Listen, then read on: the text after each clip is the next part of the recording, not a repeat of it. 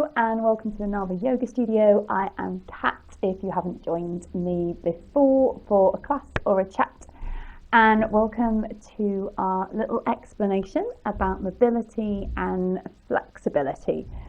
So this is kind of all a bit backwards really. Our past 3 videos have been Pilates, yoga deep stretch and yoga flow for mobility. But I thought I'd just do a quick chat about the difference between mobility and flexibility and why they work together, and how working on mobility can help improve your flexibility, which is one of the reasons why people want to do yoga. It's they feel they want to get more flexible, or sometimes you might be working on a certain pose in yoga, and maybe kind of holding it just isn't getting there, and you need to work on some mobility in the body to help you get to the place in that pose that you're aiming for. So the difference then between mobility and flexibility is to do with the muscles and the joints. So with mobility, we're looking at the movement at the joint. So say my elbow, it's how far can I bring, can I flex it? How far can I extend it? So how far does the arm squeeze in towards each other, and how far is it moving away? That's the mobility in the joint. And then with flexibility, we're looking at the muscles' ability to allow you to stretch. So, if I'm bending my arm, I'm having to contract the muscles at the top. For me, my bicep muscles, for me to pull my arm upwards. But then for me to be able to open through the arm to extend it, I actually need to be able to stretch the muscles at the top of the arm. So if for any reason those muscles are feeling a little bit tight, I might not get the full movement through the elbow joint, but I won't be able to stretch and open through the arm.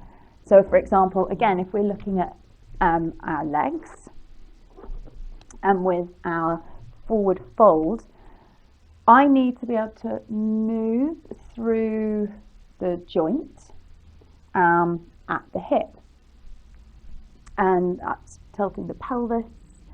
And I've got to be able to stretch through the back and stretch through the back to the legs.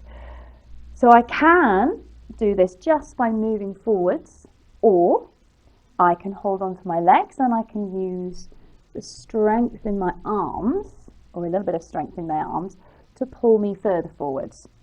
So for example, if you're working with a strap to help you come into your forward fold, you might be able to get so far using the mobility in your joints, and then if you pull on that strap, you get further forwards because your muscles are more, have got the flexibility, they have the ability to stretch, but it takes some kind of another force to help you come in there, like a strength force to bring you forwards, or maybe support of the floor to help keep the knees straight as you come forwards.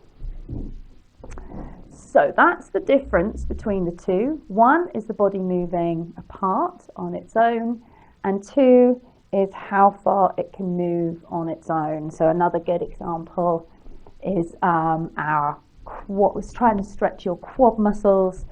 I can bring my heel up so far in towards my bum on my own. If I then take hold of the foot, I can stretch the muscle a little bit more, get through working the flexibility with it, and get the heel to come all the way up towards my bum. So that's the difference between the two. So how does that help us with our flexibility? So obviously, if we're talking about that movement of coming forwards over the legs, the more you are naturally able to move forwards, the further you're naturally going to be able to get. So if the movement in the joint is stiff, then you might get so far on your own, you then bring your strap in, and you might then be able to pull a little bit further forwards. But obviously, if I'm able to come much further forwards on my own, and then I bring the strap in to help pull me through, I'm naturally going to move that little bit deeper. So the more I work on the mobility through the joints I need to help me move forwards over my legs, the further I'm going to be able to come into my forward fold. So that mobility needs to come from the strength and the ability of the muscles to stretch as well. So we're actually looking at two things, which is why when we come to fitness, our flexibility, our mobility and our strength are so interwoven. You need one to be able to do the other, and the more you keep on working on them all, the more we can improve each section. Like, the more we work on our strength, the more we can improve our mobility. The more we improve our mobility, the more we can improve our flexibility.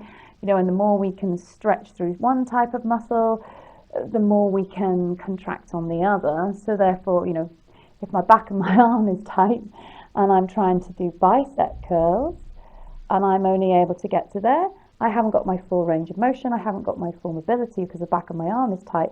So actually when I'm trying to lift a weight in that bicep curl, I'm not getting the full movement to work on the strength of the arm. So they all interlink, but the more we can get our mobility and our flexibility to come together, the more we can work on improving each part of our yoga poses, our ability to move into the pose, hold the pose, stretch through the muscles.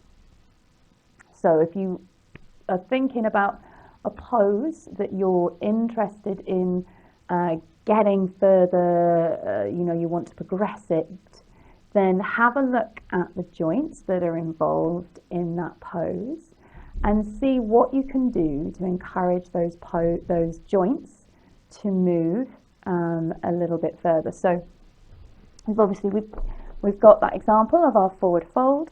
We can work on breathing out, coming forwards, breathing in, sitting up, breathing out, coming forwards, breathe in, sitting up. And if we try and do that 10 times and then come into our forward fold and hold it, you might, if you try as an experiment, so try it and see how much can you hold it without having kind of prepared that area, and then work on the mobility in the joint of moving forwards, and then come back. So do that, say 10 times. Maybe you want to go further than that. You could do 3 sets of 10 if you're really wanting to work on that area. And then you could come forwards again and think, right, is it helped me to get a little bit further, a little bit deeper into the pose? Another option, this is obviously because we're working on we want to keep the spine in a certain line. We can round and extend through the back.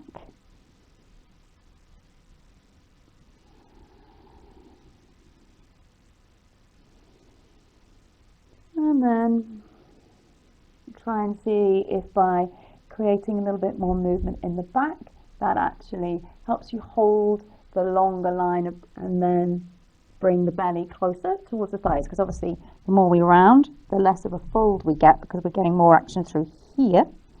We want to be able to keep the spine in that middle part of the spine pressing forwards. So that's another area that we're having to work on from a mobility point of view to get it tighter into that fold position. So that's just like a little example of how you can then use that idea of mobility to help you then get further, deeper, progress through a certain pose. Forward fold is obviously, it's just coming into that one position or moving through that one plane. We've only got one sort of joint area, with the spine, the pelvis and the hips kind of working together. With some of the poses, like when we're coming into twists, there's a lot more involved. We've got the position of the knee, being able to put the foot down, then with the shoulder, the spine's got to be able to move.